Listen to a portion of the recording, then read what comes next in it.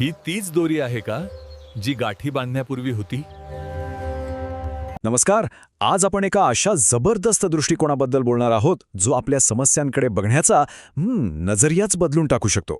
आणि याची सुरुवात आपण करूया एका खूप ओळखीच्या पण तितक्याच महत्त्वाच्या गोष्टीने. तर गोष्ट अशी आहे की एकदा गौतम बुद्धांनी आपल्या शिष्यांना एक दोरी दाखवली ज्याला 3 गाठी बांधलेल्या होत्या आणि त्यांनी एक साधा प्रश्न विचारला, ही दोरी 3 गाठी बांधण्यापूर्वी जशी होती तशीच आहे का? त्यावर एका शिष्याने उत्तर दिलं की नाही, आणि ही गाठ सोडवण्यासाठी ती कशी बांधली गेली आहे हे आधी समजून घ्यावं लागेल. आणि खरं तर हेच तर आपण वर्षानुवर्षे ऐकत आलो आहोत, नाही का, की कोणत्याही समस्येच्या मुळाशी जा तरच ती सुटेल. म्हणजे बघा, या गोष्टीतून जो बोध मिळतो तो अगदी सरळ आहे. समस्येचं कारण काय आहे ते शोधा, तिच्या मुळाशी जा आणि मगच तुम्हाला उपाय मिळेल. हीच आपली पारंपरिक विचारसरणी आहे, नाही का? पण इथे एक खूप इंटरेस्टिंग ट्विस्ट आहे. काय होईल जर आपण हा विचारच बाजूला ठेवला तर? म्हणजे गाठ कशी बांधली गेली ह्याच्यावर लक्ष देण्याऐवजी गाठ नसलेली दोरी कशी दिसेल या भविष्यावर लक्ष केंद्रित केलं तर? विचार करा, हाच तो विचार आहे जो सोल्युशन फोकस्ड ब्रीफ थेरपी म्हणजेच समाधान केंद्रित संक्षिप्त उपचार पद्धतीच्या मुळाशी आहे. तर मग आजच्या या भागात आपण काय काय पाहणार आहोत? आपण सुरुवात करूया समस्या विरुद्ध समाधान याने. मग SFBTचा हा वेगळा दृष्टिकोन नेमकं काय आहे ते समजून घेऊया. त्यानंतर बदलासाठीची काही खास तंत्र, त्याचे फायदे आणि प्रभावीपणा, आणि शेवटी भविष्यावर लक्ष केंद्रित करणं इतकं महत्त्वाचं का आहे यावर नजर टाकू. चला तर मग सुरू करूया. बरं, तर आपला पुढचा विभाग आहे SFBT, एक वेगळा दृष्टिकोन. आणि याचा गाभा आहे ना, तो खूप सोपा आणि शक्तिशाली आहे. समस्येबद्दल बोलत बसण्यापेक्षा थेट समाधानाबद्दल बोलूया. सोप्या भाषेत सांगायचं तर प्रॉब्लेमचं पोस्टमॉर्टम करण्याऐवजी सोल्युशन तयार करण्यावर पूर्णपणे लक्ष केंद्रित करा. म्हणजे बघा, ही थेरपी भूतकाळात काय आणि कसं चुकलं हे शोधत बसत नाही. उलट भविष्यात काय बरोबर करायचं यावर फोकस करते. समजा गाडीचं चाक पंक्चर झालंय, तर इतर थेरपी पंक्चर कशामुळे झालं, खिळा कुठून आला, रस्ता कसा होता हे शोधतील. पण SFBT काय म्हणते? ठीक आहे, पंक्चर झालंय, आता पुढच्या प्रवासासाठी स्टेपनी कशी लावायची आणि पुढे कसा जायचं यावर बोलूया. इतका हा थेट आणि भविष्यविधी दृष्टिकोन आहे. ही पद्धत काही कालपर्वा आलेली नाहीये. हिचा विकास झालाय 1970 आणि 80च्या दशकात. स्टीव्ह डी शेझर आणि इन्सू केम्बर्ग या जोडप्याने तो केला. आणि यामागचं तत्त्वज्ञानही खूप सुंदर आहे, ज्ञानरचनावाद. आता हा शब्द थोडा जड वाटेल, पण याचा अर्थ खूप सोपा आहे. आपणच आपल्या आयुष्याचे शिल्पकार आहोत.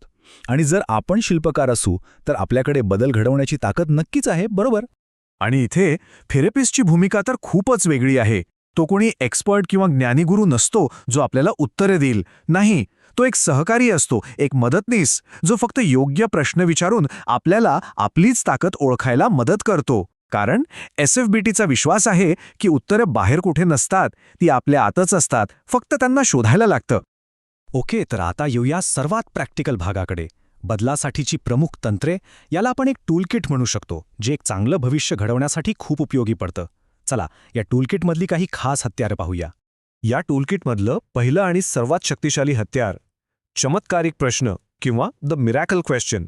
विचार करा, समजा आज रात्री आपण झोपेत असताना एक चमत्कार घडला आणि ज्या समस्येमुळे आपण त्रस्त आहोत ती पूर्णपणे नाहीशी झाली. तर सकाळी उठल्यावर असा कोणता अगदी छोटासा बदल असेल जो आपल्याला सांगेल की अरे वा, चमत्कार घडलाय? हा प्रश्न आपल्याला समस्येच्या दलदलीतून बाहेर काढून थेट समाधानाच्या जगात नेऊन ठेवतो. पुढचं तंत्र आहे अपवादात्मक प्रश्न किंवा एक्सेप्शन क्वेश्चन्स.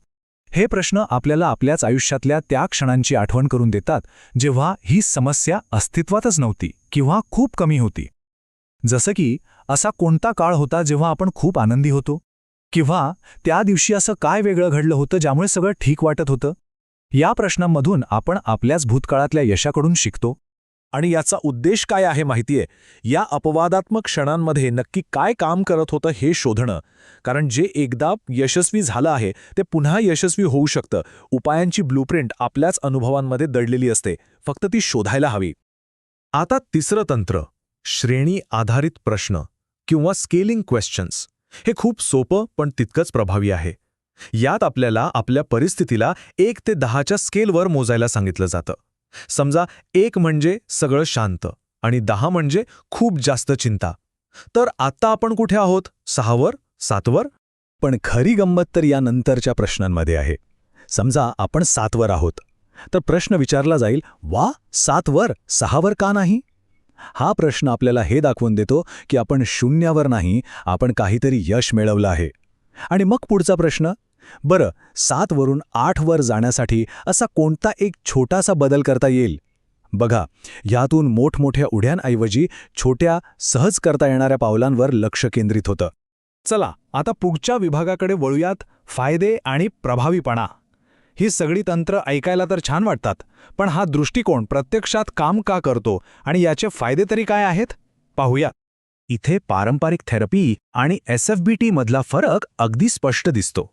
एकीकडे पारंपरिक पद्धती भूतकाळातल्या समस्या, कमकुवतपणा आणि कारणांवर लक्ष केंद्रित करतात, तर दुसरीकडे SFBT आपलं लक्ष भविष्य, आपलं सामर्थ्य आणि नवीन शक्यतांवर केंद्रित करते. हा दृष्टिकोनातला खूप मोठा आणि महत्त्वाचा बदल आहे. या पद्धतीचे 3 मुख्य फायदे आहेत. 1. ही खूप कमी कालावधीची आहे. साधारणपणे फक्त 5 ते 8 सेशन्समध्येच याचा परिणाम दिसू लागतो. 2. कमी सेशन्स म्हणजे खर्चही कमी, त्यामुळे ही जास्त किफायतशीर आहे. आणि 3. ही पूर्णपणे ध्येय केंद्रित आहे, म्हणजे ज्यांना आपल्या आयुष्यात काहीतरी विशिष्ट मिळवायचं आहे त्यांच्यासाठी ही पद्धत अगदी परफेक्ट आहे. आणि हो, हे सगळं काही हवेत बोललेलं नाहीये. अनेक संशोधनांनी हे सिद्ध केलंय की SFBT वेगवेगळ्या प्रकारच्या समस्यांवर खूप प्रभावीपणे काम करते. व्यसनमुक्ती असेल, नातेसंबंधांमधले ताणतणाव असतील, मुलांच्या वर्तणुकीतल्या समस्या असतील किंवा मग चिंता आणि नैराश्य कमी करणं असेल, या सगळ्याच बाबतीत SFBTचे खूप चांगले परिणाम दिसून आले आहेत. अगदी तुम्हाला सांगायचं तर काही संशोधनांमध्ये तर SFBT ही CBT म्हणजे कॉग्निटिव्ह बिहेवियरल थेरपीसारख्या अत्यंत प्रसिद्ध आणि प्रभावी मानल्या जाणाऱ्या पद्धती इतकीच आणि काही प्रकरणांमध्ये तर त्याहूनही अधिक प्रभावी ठरली आहे. ही खूप मोठी गोष्ट आहे. ठीक आहे, तर आता आपण या विवेचनाच्या शेवटच्या टप्प्यावर आलो आहोत. चला, आपण जे काही पाहिलं त्याचा थोडक्यात सारांश घेऊया आणि SFBT मधले सर्वात महत्त्वाचे मुद्दे लक्षात ठेवूया. तर SFBT म्हणजे काय? सोप्या शब्दात, ही पद्धत भूतकाळातल्या चुकांवर नाही तर भविष्यातल्या ध्येयांवर लक्ष केंद्रित करते. आपल्या कमकुवतपणावर नाही तर आपल्या सामर्थ्यावर भर देते. इथे थेरपिस्ट आणि क्लायंट यांच्यात एक भागीदारी असते आणि सर्वात महत्त्वाचं म्हणजे ही कमी वेळात उपाय शोधणारी एक सकारात्मक प्रक्रिया आहे. आणि आता हे विवेचन संपवताना तोच चमत्कारिक प्रश्न पुन्हा एकदा आपल्या सगळ्यांसाठी. विचार करा, उद्या असा कोणता एक अगदी छोटासा बदल आपल्याला करता येईल जो आपल्या आयुष्यात एक मोठा सकारात्मक चमत्कार घडल्याचा संकेत देईल. थोडा विचार करा, उत्तर नक्कीच सापडेल.